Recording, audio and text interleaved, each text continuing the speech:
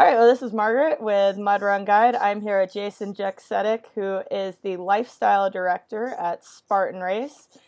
And beyond that, he took place, or you're part of, Agoge 001 this past weekend. So thanks, Jason, for being here Monday morning after not sleeping. No, thanks for having me. It's great to be here. Awesome. Well, Jason, I know that your background, you're an endurance athlete, you've done triathlons, run extremely long races, you've done the death race before, now you've done a Gogi. Can you tell me a little bit about how a Gogi and the death race are similar or how they're different? More about how they're different. Yeah, sure.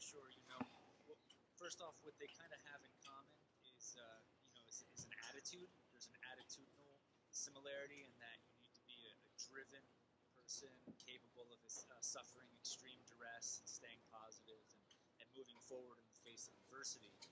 I'd say they are different in how they approach that goal.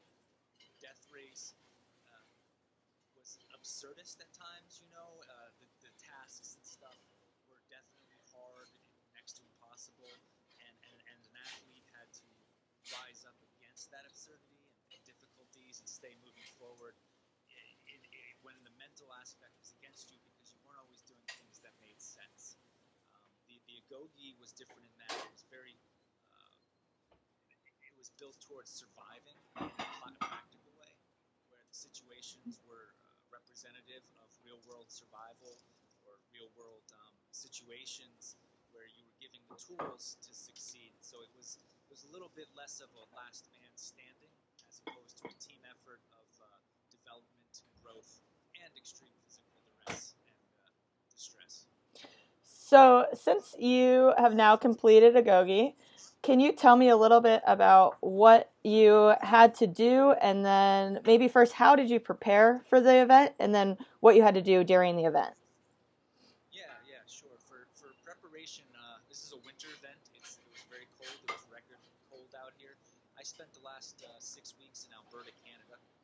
Um, Spent a lot of time out there, and so I did a lot of ice fishing and walking through the night with a 40-pound weight vest, big heavy boots, just trying to condition myself to the cold. This was my off season. I do not train in the winter too much, so this was new for me. So I ate a lot of donuts to get ready for this. Being a triathlete, we tend to be a little leaner, and I knew that would not be successful in this event. So my training included donuts and resting and sleeping a lot ahead of time, but also spending as much time in the cold as I could. Excellent. And can you tell me a little bit about how you mentally prepared? I believe Spartan X was part of the mental preparation. Can you tell me a little bit about that? Yeah, absolutely. Spartan X has modules which are built out to tackle different aspects of being successful. Particularly the two that were in focus for this event were finding your true north and commitment. And pretty much by completing the Spartan X, everyone having done the same kind of coursework, if you will, gave everybody the same technical vocabulary with which to cover abstract topics. Just like in a philosophy course or literature course, you have technical terms to cover broad concepts. And those two, true north and commitment, everybody was able to start on the same page where you could say two simple phrases and convey a lot of information amongst a group of people. So in that regard, it was very useful. So Spartan X was a prerequisite for the Agoge. I believe so. I mean, I was well versed in it because of my job, and everyone there spoke the same language that I have, being versed in it. So I believe it was a prerequisite. Yes. Excellent. And can you tell me give me a brief overview of what you did? The last time I talked with Tony, some were practicing their true north, standing in the brown barn, and the other ones are doing the challenge course. So, kind of what did you do beyond that? Because we kind of know what you did up to that point. Yeah. No, we did everything. It was a great start. I was puking my guts out in the first 30 minutes. It took me 30 minutes to be on my hands and knees, wishing I had never come. Um, I'm not a very good tumbler. That's a weakness. I'm not very good. We did some tumbling and some exercising to start, and it really set a tone that I was intimidated by. Left all my the side of the course. And then we moved on to some of the stuff you just talked about. When you talked to Tony, we had not yet really spent a good night in the woods. You know, it's after a full 20 hours of vigorous exercising, taking a tarp and a sleeping bag and running into the woods to dig into the snow and build a fire and try to sleep for an hour or two, and then get up in the morning after you finally got warm was a whole world of hurt that was new to me. And then after that, we came back down and did some team building activities through the brutal cold, where communication became really important, and did some learning throughout the way regarding the technical prerequisites to not dying in the woods in the winter, which I would say was the theme here. You know, in order to have a successful event, you just had to stay alive to the end and not get frostbite. You mentioned the barn. That was the only time I had to deal with frostbite, was standing barefoot on a very, very cold floor for well over an hour and a half, not moving. And but thank God there was good medical personnel, and they looked at my feet and they said, "Your feet are you got frostbite, so let's go fix it."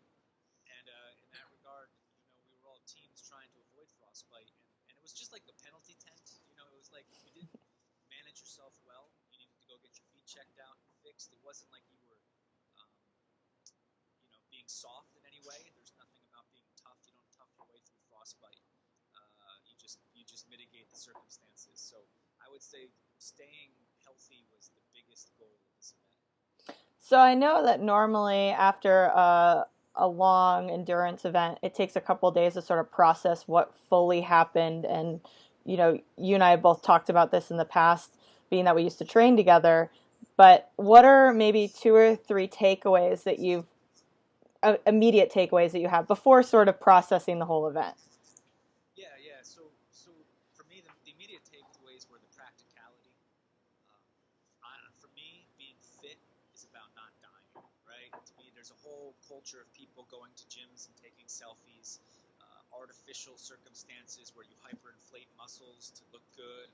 It's this weird cultural thing, and I think fitness is changing to where the Agoge becomes attractive in that this is a pure endurance, not in an artificial environment, but in a real life scenario of survivability. These are the worst conditions you can be in, and if you, I feel confident now. I feel I'm harder to kill, and that makes me feel fitter.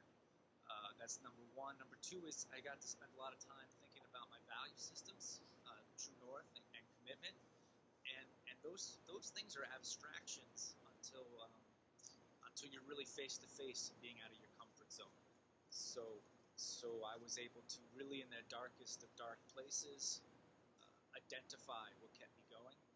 And then that's not an abstraction. You're not watching Rocky, you know, on the comfort of your couch trying to come up with a narrative that you're going to post about on your Facebook. Um, it's just the real, like, wow, I really hate my life right now. I'm really uncomfortable. I really don't want to keep doing this, but I have to because I'm committed to it. And you turn inside, you turn inward to create the narrative of what's really important to you. Who do you love? What do you love?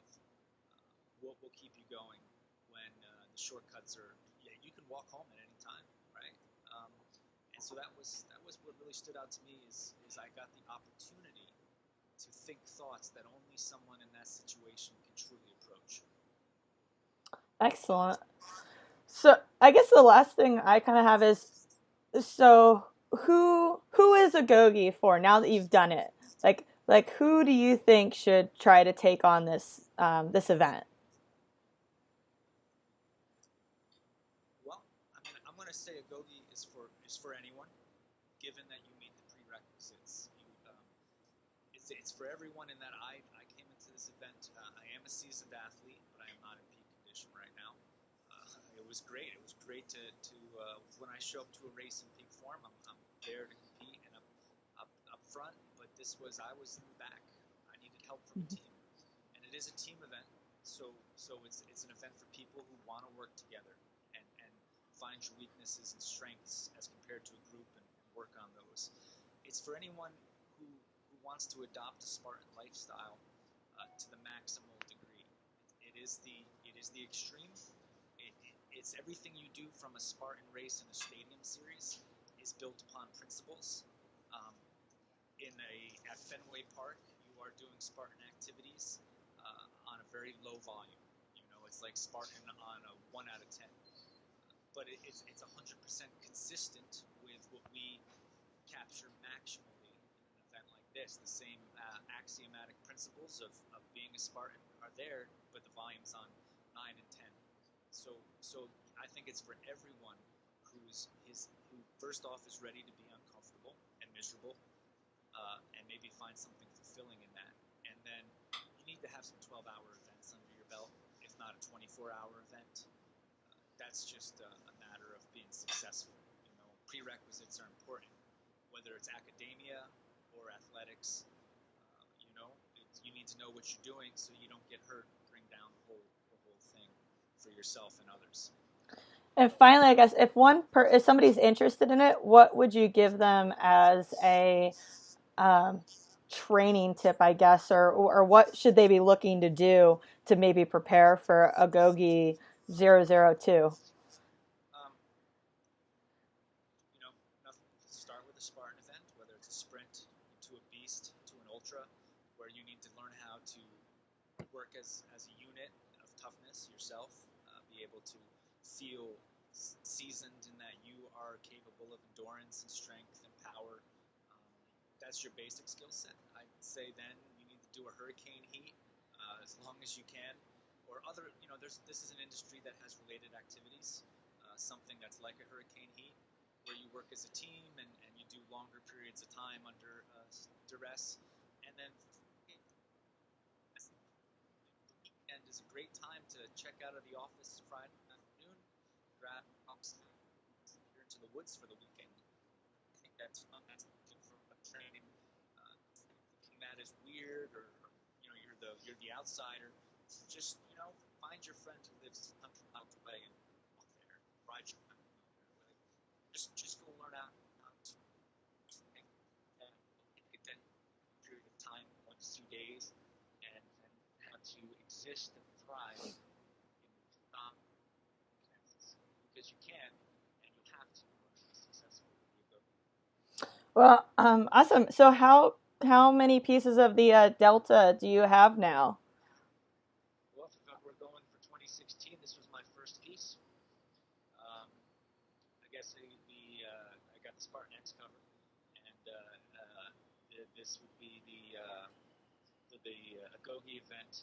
I got an Ultra Beast coming up this year, one or two, and then through the course of the season, I do a lot of Spartan events. Every time I go to work one, I try to make sure to do it. I'll get those done. So let's just say I'm just starting. Excellent. Well, I will let you have, I can tell you're in the general store, so let you have a nice big breakfast now and enjoy the rest of your day. No, thanks a lot, Margaret. It was great talking. Thanks.